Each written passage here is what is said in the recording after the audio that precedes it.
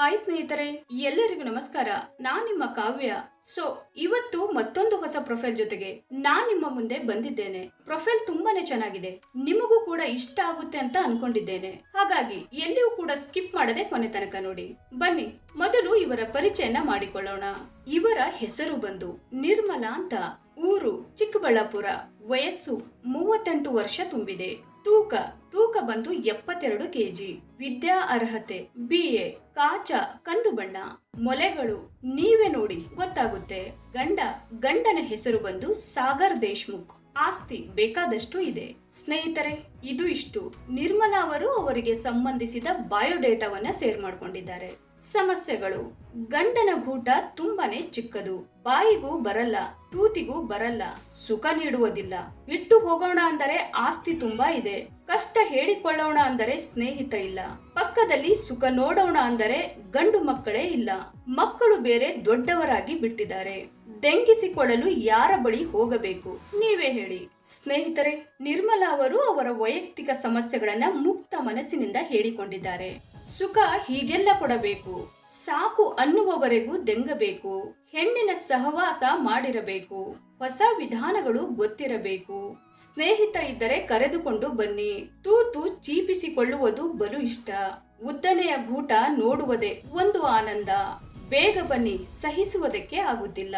ಸ್ನೇಹಿತರೆ, ನಿರ್ಮಲಾ ಅವರಿಗೆ ಸುಖ ಹೇಗೆಲ್ಲ ನೀಡಬೇಕು ಅನ್ನುವುದನ್ನ ಮಾಹಿತಿಯೊಂದಿಗೆ ವಿವರ ನೀಡಿದ್ದಾರೆ.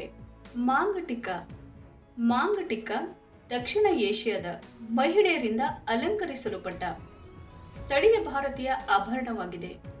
ಇದು ಕೊಕ್ಕೆ ಮೂಲಕ ಕೂದಲಿನ ಮಧ್ಯದ ವಿಭಜನೆಯ ನಡುವೆ ಇರಿಸಲಾಗುತ್ತದೆ. ಇದು ಸಾಮಾನ್ಯವಾಗಿ ಹಣೆಯವರೆಗೆ ಬೀಳುವ ಪೆಂಡೆಂಟ್ ಅನ್ನು ಹೊಂದಿರುತ್ತದೆ. ವಧುಗಳು ತಮ್ಮ ವಿವಾಹ ಸಮಾರಂಭಗಳಲ್ಲಿ ಪ್ರಧಾನವಾಗಿ ಇದನ್ನು ಧರಿಸುತ್ತಾರೆ.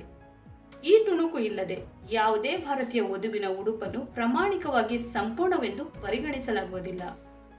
ಸಣ್ಣ ಮತ್ತು ಅಮೂರ್ತವಾಗಿ ತೋರುತ್ತದೆಯಾದರೂ ಇದು ಸಾಂಪ್ರದಾಯಿಕ ಭಾರತೀಯ ಉಡುಪಿನ ಅತ್ಯಗತ್ಯ ಭಾಗವಾಗಿ ಉಳಿದಿದೆ.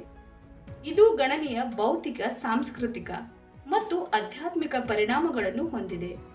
ಪ್ರತಿಯೊಬ್ಬ ಭಾರತೀಯ ವಧು ಮತ್ತು ಮದುವೆಯ ದಿನದಂದು ಮಾಂಗಟಿಕವನ್ನು ಧರಿಸಬೇಕೆಂದು ನಿರೀಕ್ಷಿಸಲಾಗಿದೆ.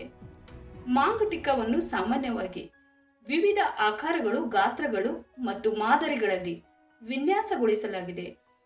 ವಿವಿಧ ಉಪಸಂಸ್ಕೃತಿಗಳು ತಮ್ಮ ವಿಶಿಷ್ಟ ವಿನ್ಯಾಸಗಳನ್ನು ಹೊಂದಿವೆ. ರಾಜಸ್ಥಾನಕ್ಕೆ ಇದನ್ನು ಬೋರ್ಲಾ ಎಂದು ಕರೆಯಲಾಗುತ್ತದೆ. ಇತರರು ಇದನ್ನು ಜೂಮರ್ ಟಿಕ್ಕ ಎಂದು ಕರೆಯುತ್ತಾರೆ.